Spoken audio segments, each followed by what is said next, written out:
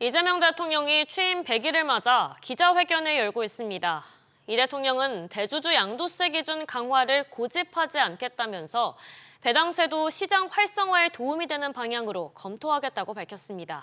오수영 기자, 네, 오수영입니다. 이재명 대통령이 주식시장 활성화 의지를 재확인했네요. 그렇습니다. 이 대통령이 회견에서 주식시장 활성화에 장애를 받는다면 대주주 기준 10억 원 하향을 반드시 고집할 생각은 없다면서 국회 논의에 맡기겠다고 밝혔습니다.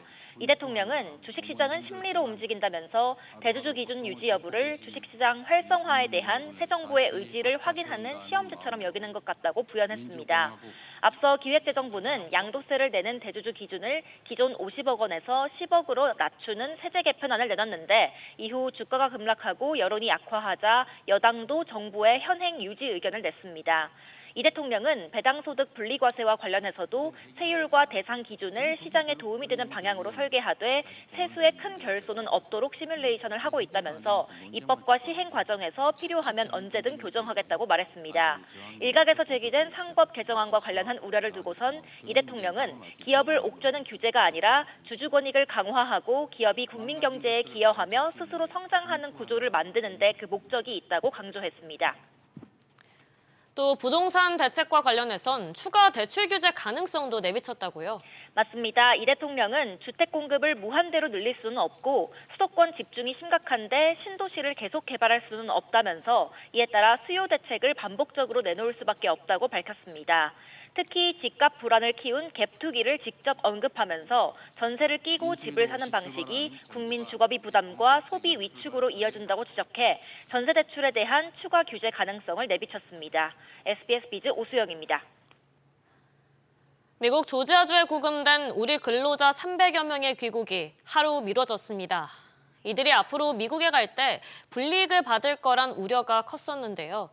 정부는 불이익이 없도록 미국의 약속을 받았다고 밝혔습니다. 취재기자 연결해서 자세히 알아보겠습니다. 서주영 기자. 네, 서주연입니다. 갑작스럽게 귀국이 연기되면서 우려가 컸었는데 귀국이 다시 확정됐네요. 네, 그렇습니다. 구금된 한국인 근로자 300여 명을 태우고 귀국할 전세기가 현지 시간 11일 정오, 우리 시간으로 내일 새벽 1시쯤 이륙해 내일 오후 2시쯤 인천공항에 도착할 예정입니다. 한국인 317명 가운데 개인 사정으로 미국에 남는 1명을 제외한 전원과 외국 국적자 14명 등 모두 330명이 전세기에 탑승할 예정입니다. 조현 외교부 장관은 이번에 구금된 우리 직원들이 귀국했다가 미국에 재입국하는 경우에도 불이익이 없다는 점을 미국 측에 확약받았다고 밝혔습니다. 이번에 귀국이 무산되면서 많은 추측이 오갔었죠. 네, 이 미국 측의 행정 절차 지연과 수갑 등 신체 구속, 이동 수단 등 구금자 출국 방식으로 이견이 컸다는 얘기가 나왔었는데요. 외교부는 한미 외교장관 회동 내용을 공개하며 트럼프 대통령이 한국인 근로자들이 미국에 계속 남을 것을 권했기 때문이라고 밝혔습니다. 숙련된 한국 인력들이 미국에서 계속 일하면서 미국 근로자들을 교육하는 것을 권했다는 건데요. 결국 구금된 한국 근로자들의 입장을 듣는 절차가 이어지면서 귀국 절차가 중단됐습니다. 조현 외교부 장관은 우리 근로자들이 갑작스러운 체포와 구금 생활로 심신이 지쳐 있다는 이유로 한국으로 돌아갔다가 다시 오는 게 어떻냐고 제안했고 미국 측도 이를 존중했다고 밝혔습니다. SBS 비즈 서주연입니다. KT 무단 소액 결제 사태와 관련해서 KT망에 가짜 기지국이 설치됐다는 조사 결과가 나와서 충격을 주고 있습니다. 알지도 못하는 사이에 소액 결제를 당할 수 있다는 공포감이 확산하면서 소액 결제를 차단하는 사람들도 늘고 있습니다. 김동필 기자. 네, 김동필입니다. 먼저 이 소액 결제 차단이 효과가 있나요? 네, 한도를 0원으로 내리는 방식으로는 100% 막을 수 있다고 단정하기는 어렵습니다. 유력수법으로 거론되는 가짜 기지국을 통한 개인정보 탈취는 국내에서 전례가 없는 방식이기 때문입니다. 이 때문에 원천 차단도 방지책으로 고려되고 있습니다. 한도를 0원으로 줄이는 보통의 차단과 달리 원천 차단하게 되면 해당 번호를 통해선 소액 결제가 아예 이루어지지 않습니다. 다만 번호를 바꾸거나 통신사를 옮기지 않은 한 한번 원천 차단한 소액 결제를 다시 복원할 수는 없습니다. 다만 KT KT는 이번 사태의 엄중함을 고려해서 오는 17일부터 앱에서 원천 차단을 신청할 수 있도록 개편하는 한편 이번 특수 상황에 한해 원천 차단하더라도 추후 해제할 수 있도록 방법을 강구하겠다는 계획입니다. 구체적으로 KT가 어떤 선제 조치에 나섰다는 건가요? 네, 우선 통신사에선 소액 결제 한도를 대폭 낮췄는데요. KT의 경우 상품권 판매 업종에 한해 기존 100만 원에서 10만 원으로 내렸고 아직 피해 사례가 없는 LG U+도 내일부터 10만 원으로 줄입니다. 여기에 정부는 가짜 기지국으로 쓰일 수 있는 모든 통신사의 초소형 기지국 접속을 전면 차단해서 같은 방식으로 피해가 발생하지 않도록 조치한 상태입니다. 확인된 280여 건, 1억 7천여만 원의 피해는 KT가 전액 보상 처리하기로 했습니다.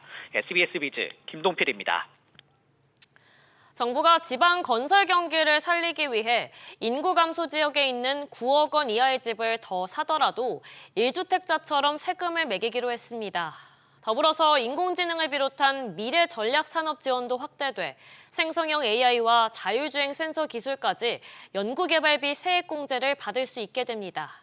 지웅배 기자. 네, 지웅배입니다. 먼저 정부가 이 휴가 때 쓰는 별장 같은 이른바 세컨드 홈 구입을 장려하겠다는 거죠. 네, 기획재정부는 오늘 지방중심 건설 투자 보강 방안 등 이행을 위한 세법 시행령 개정 계획을 밝혔는데 여기에 포함된 내용입니다.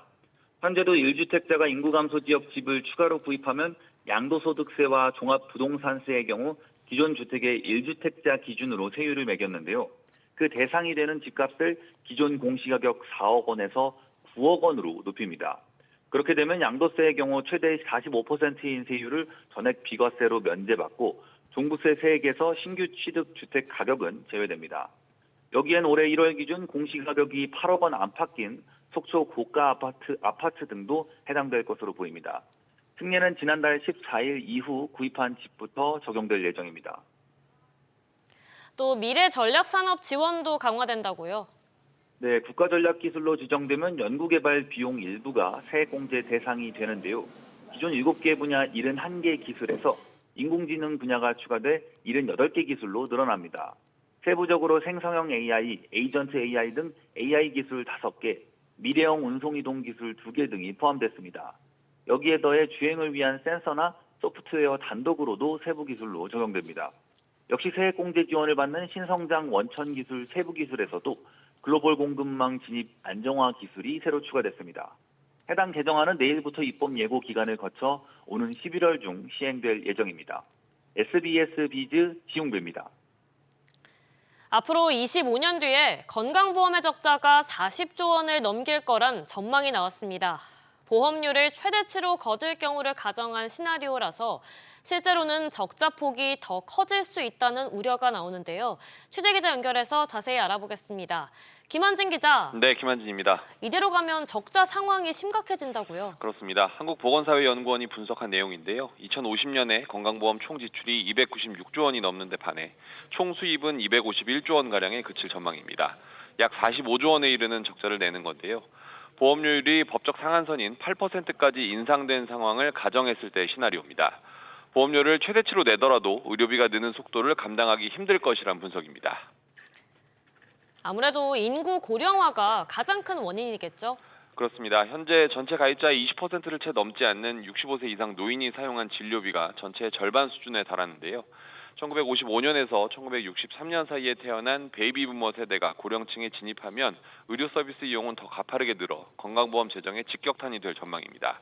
연구진은 인구구조 변화뿐 아니라 새로운 의료기술 도입과 소득 증가에 따른 의료 수요 확대 등을 종합적으로 판단했지만 구조적 적자가 불가피한 상황으로 진단했습니다. 연구진은 단순히 보험료를 더 걷는 방식에 머물러서는 건강보험의 지속 가능성을 담보할 수 없다고 경고했는데요.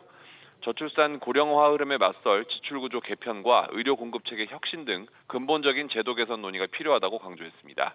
SBS 비즈 김한진입니다. 외식 물가 상승세가 계속되면서 직접적으로 가격을 올리는 대신 제품 용량을 줄이는 슈링크플레이션 조짐이 다시 보이고 있습니다. 농협 모구촌의 치킨 프랜차이즈 또레오레가 이런 꼼수를 동원한 것으로 파악됐는데요. 취재기자 연결해서 자세히 알아보겠습니다. 정대한 기자. 네, 정대한입니다. 달걀 중량을 줄였다는 건가요? 네, 업계에 따르면 또레오레는 지난달 말부터 치킨용 닭고기 호수를 기존 11호에서 10호로 변경했습니다. 중량을 100g 정도 줄인 겁니다. 또레오레 측은 닭고기 시세와 원부자재 가격 상승 등으로 인해 부득이하게 닭고기를 변경하게 됐다고 설명했습니다. 실제로 폭염과 브라질의 조류 인플루엔자로 닭고기 공급이 줄어든 반면에 수요는 늘면서 닭고기 가격이 상승세인데요. 한국농촌경제연구원에 따르면 지난달 육개 산지 가격은 1년 전보다 8.6% 올랐습니다. 치킨 프랜차이즈 업체들이 지난 몇 년간 소비자들의 비판을 받아와서 그런지 이제는 단순한 방법으로 가격을 올리는 모습이 많이 사라진 것 같네요.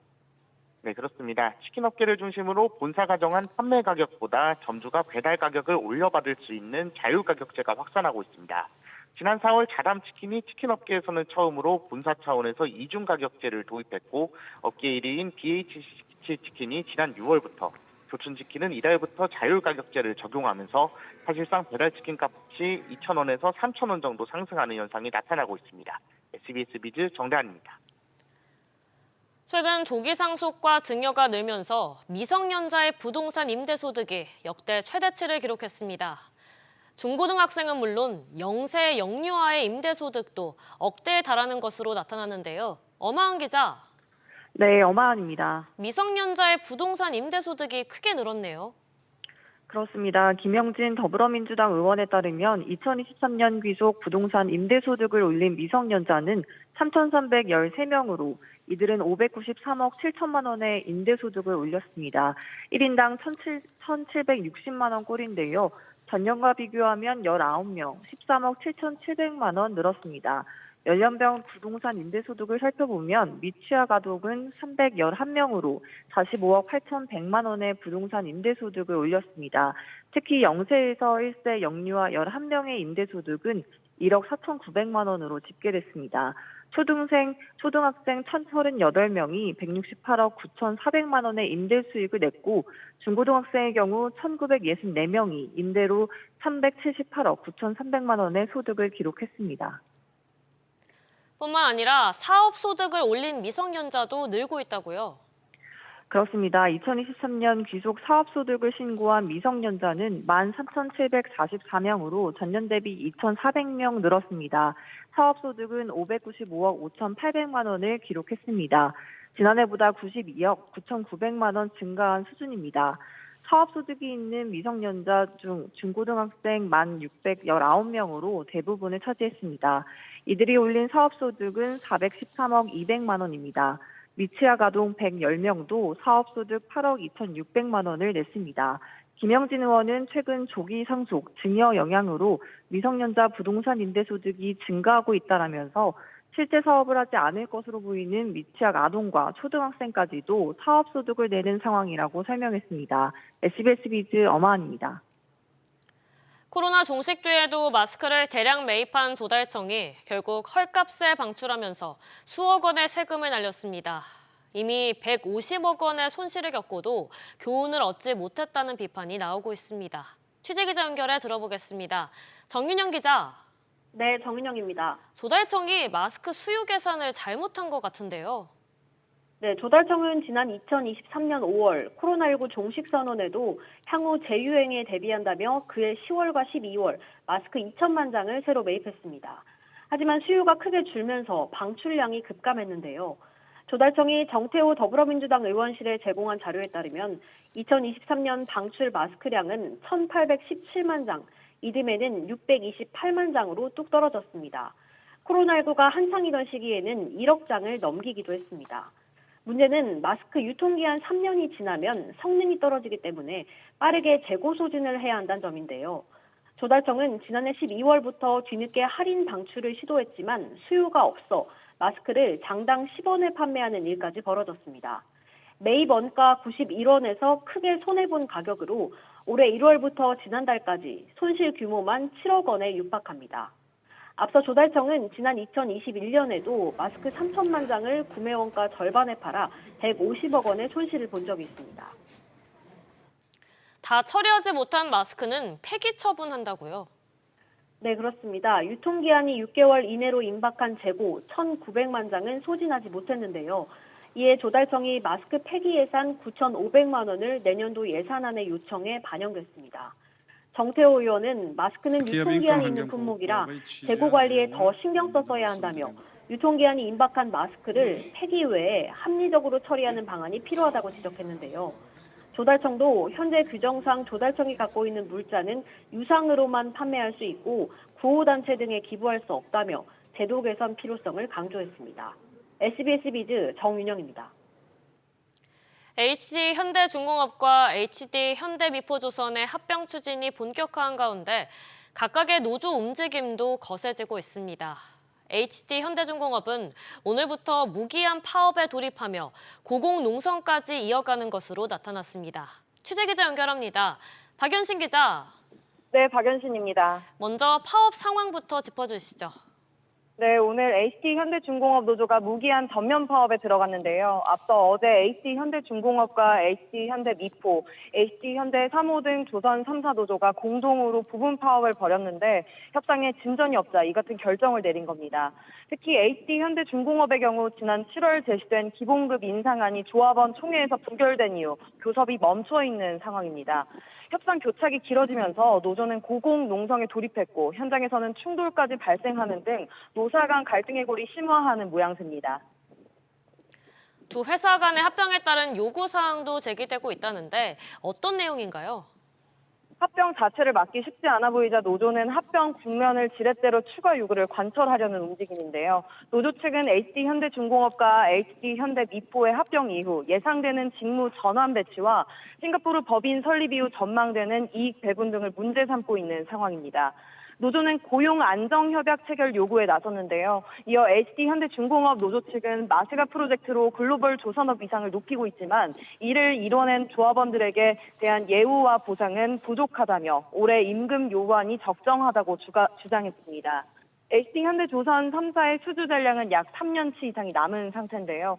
이번 노사 갈등으로 인한 생산 차질은 피하기 어려워지면서 우리 조선업 신뢰도에도 타격이 가는 것이 아니냐는 우려가 나오고 있습니다. SBS 비즈 박연신입니다. 보험사 인수 추진이 지지부진하던 한국투자금융지주가 최근 보험사 인수를 위해 회계법인 등과 자문계약을 맺은 것으로 파악됐습니다. 증권사의 치중된 사업 구조를 재편하기 위해 이제 본격적으로 보험사 매물 물색에 나선 것으로 보입니다. 박규준 기자.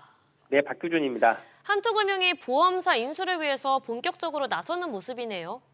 그렇습니다. 한국투자금융지주는 지난달 26일 열린 이사회 내 경영위원회 회의에서 보험사 인수 자문계약 체결 승인 안건을 의결했습니다. 해당 경영위원회에는 김남구 한국투자금융지주 대표이사 회장과 오태균 사장 또 김희재 사회이사가 참여했는데요. 업계에 따르면 통상 회계법인들이 매물들을 알아봐주기도 하는 만큼 관련 인수 자문 계약을 맺은 걸로 보입니다. 이와 관련해서 회사 관계자는 아직 특정 보험사로 정해진 건 없고 자문을 통해 지속적으로 매물 검토를 하고 있는 것이라고 설명했습니다. 한투금융은 원래 보험사 인수를 검토해왔던 것으로 아는데 그간 속도가 붙지 않았었죠? 네, 업계에서 가장 유력한 인수 후보로 꼽히던 이 BNP 파리바 카디프 생명보험은 현재 인수를 위한 절차가 잠정 중단된 걸로 전해지고 있는데요. 올 초 인수를 위한 실사 법인까지 선정했던 걸로 알려졌지만 해당 생보사의 영업 인프라가 취약한 만큼 인수 실익이 크지 않다고 자체 판단한 걸로 알려졌습니다. 하지만 김남구 회장의 보험사 인수 의지가 강하기 때문에 원점에서 다양한 매물을 찾아보려는 차원에서 이번 자문 계약을 맺었을 가능성이 제기됩니다. 김 회장은 올 3월 주총 이후에 이 보험사 인수를 위해 여러 대안을 놓고 신중하게 검토하고 있다고 밝힌 바 있습니다. 하지만 고심을 거듭하는 사이에 보험권 알짜 매물이던 동양생명 또 ABL생명이 우리금융지주에 팔리는 등 이제 매력적인 인수 선택지가 줄어든 상황입니다. SBS 비즈 박규준입니다. 금융당국이 수천억 원의 매출을 부풀린 혐의를 받는 SK에코플랜트에 대해 중과실 결론을 내렸습니다. 이에 따라 당초 예견됐던 검찰 고발은 피하게 됐습니다. 이민우 기자. 네, 이민우입니다. SK에코플랜트가 한숨은 돌리게 됐네요. 네, 금융위원회 산하증권선물위원회는 어제 정례 회의를 열었는데요. SK에코플랜트의 미국 자회사 관련 회계 처리 기준 위반에 중대한 과실이 있다고 결론을 내렸습니다. 앞서 금융감독원은 회계 위반 동기를 고의로 봤지만 한 단계 낮춘 겁니다. 이로써 SK에코플랜트는 형사 고발과 임원 해임 등 강도 높은 제재 조치는 피하기로 했습니다. 앞서 SK에코플랜트는 미국 연료전지 자회사의 매출을 부풀려 당기순이익과 자기 자본을 부풀린 혐의를 받았는데요. 당초 금감원은 SK에코플랜트가 IPO를 준비하는 과정에서 기업 가치를 높이려 한 요인이 있었다고 보면서 고의로 판단했습니다. 다만 증선위는 SK에코플랜트의 위반 동기에는 고의는 없었다고 보고 중과실로 판단했습니다. 대신 증선위는 대표이사 등의 총 5천만 원의 과징금을 부과하고 감사인 지정 2년, 담당 임원에 대한 직무정지 6개월 처분을 의결했습니다. 반면 일항약품은 검찰 고발이 이뤄진다고요? 네, 일항약품은 2013년부터 2023년까지 연결대사 종속회사가 아닌 회사를 연결대상에 포함해 당기순이익과 자기자본을 부풀렸는데요. 또 감사인에게 위조 서류를 제출하는 등 정상적인 외부 감사도 방해했습니다. 증선위는 일항약품 공동대표이사 2명과 담당 임원에 대해서는 해임 검고와 직무정지 6개월을 내리고 검찰 통보도 진행했습니다. 또 감사인 지정 3년을 조치했습니다. SK에코플랜트와 일항약품에 대한 처분은 향후 금융위원회에서 최종 결정됩니다. SBS BG 이민호입니다. 올해 하반기 대기업 채용 시장이 지난해보다 어둡다는 전망이 나왔습니다. 한국경제인협회 조사에 따르면 500대 기업 10곳 중 6곳, 62.8%가 하반기 신규 채용 계획이 없거나 미정인 것으로 나타났습니다. 이는 1년 전보다 5.3%포인트 높은 수준입니다. 채용 계획을 수립한 기업 중에서 지난해보다 규모를 줄이겠다는 기업은 약 38%였습니다.